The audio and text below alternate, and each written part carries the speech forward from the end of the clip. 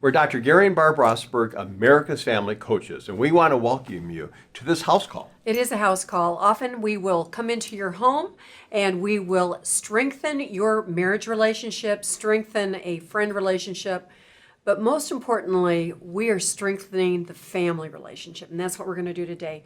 Really unpack the family.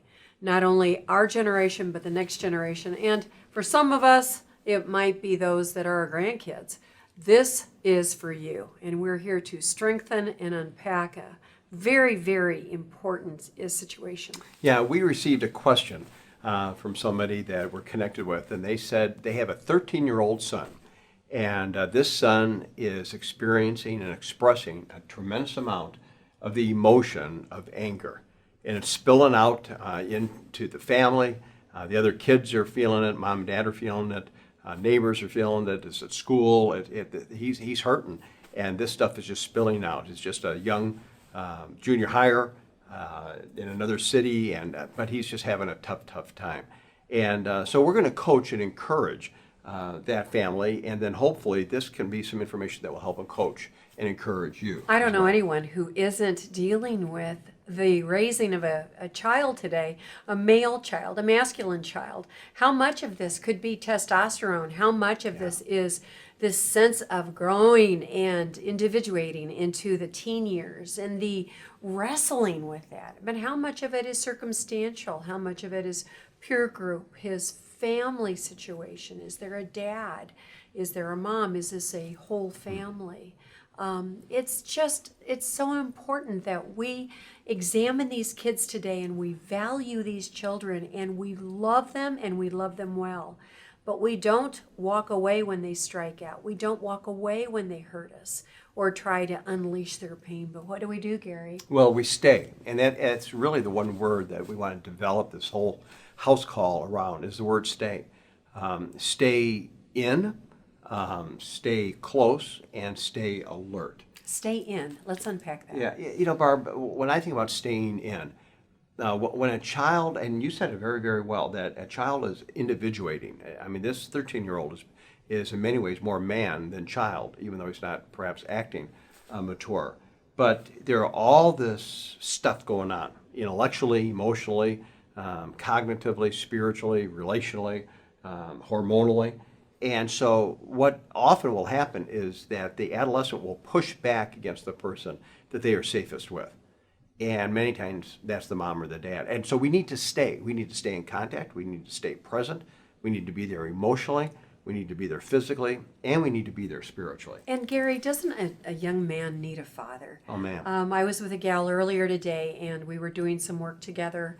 And she shared with me that her oldest son, who is 13, has a stepfather who is staying close, stepping in, speaking the truth, going to those places, and yet the dad in this situation needs to be confident in who he is and what he went through as a young teenager in order to speak with authenticity to this young man who is kind of like a young buck. Yeah. And he doesn't exactly want to hear it and he's awkward about hearing it. But that's the importance of staying in, staying close, because a young man needs to go through this narrow passage with a dad or a dad-like figure or someone that is very attached to the young man. And doesn't it need to be a man figure? Well, I think that masculinity is really being just sorted out. And so it's rarely done cleanly. Folks, every family is dealing with this. So when a 13-year-old boy is pushing back, part of him is pounding on the chest of the people he loves the most, that he's safest with. And that's why that acting out is occurring. But we need to hold them accountable, certainly. And so when you're staying in and you're staying close to them, you hold them accountable. But we need to be cautious, I think, Barb, not to just respond to the behavior and try to shut it down and pull that child into compliance. Because a lot of times then you have this brewing teapot that's getting ready to explode. But we also need to find the other side of the coin and look at what is going on in their heart. What is the anger and that emotion of anger likely reflecting that is closer to their experience? Many times it's fear, It may be hurt. It may be disappointment. It may be loss. And so when that child is at risk and they are feeling isolated and rejected and that nobody understands them, when a mom, a dad, other family members stay in emotionally, physically, spiritually in connection with them, you pray with them and over them. You remind them that God's not done with them. You remind them that you will never leave them and that there's no way that they're going to go through this stuff alone. That helps us by just staying in. Barbara, I think staying close is another element. And when we're listening to any of our kids that are struggling at whatever age, we listen to what they say, but even more importantly, we listen to what they don't say. We listen to what they don't say. Now, we did not have sons, but we do have grandsons. Yeah. And I'm reminded that one of my grandsons, instead of choosing to go to homecoming, he wanted to be with me. And so I went over and I hung out with him. And I was talking to him and kind of folding his clothes and doing stuff. But then I said, "Are you hungry?" He said, "Yeah." Yeah. I said, "Where do you want to go eat?" And he said, "Chinese." And so we went and ate Chinese. Feed them.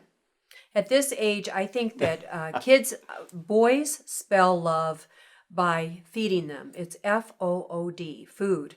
And so feed them and love them. And, Gary, another thing I did today was I went into my grandson's room and I prayed for his room. I prayed for the spiritual environment. I prayed that it would be filled with the light of Christ. I pray that any insecurity, any fear, any loss, any pain would leave. Because when we are in Christ, we are a new creation. The old has passed and the new is here. And we are truly participating in being in Christ when we ask God for help. Are you at the place of needing help with your child, your son, your nephew, your grandson, someone that is heavy on your heart? Then say it out loud. Put it out there, give it to God, and ask God.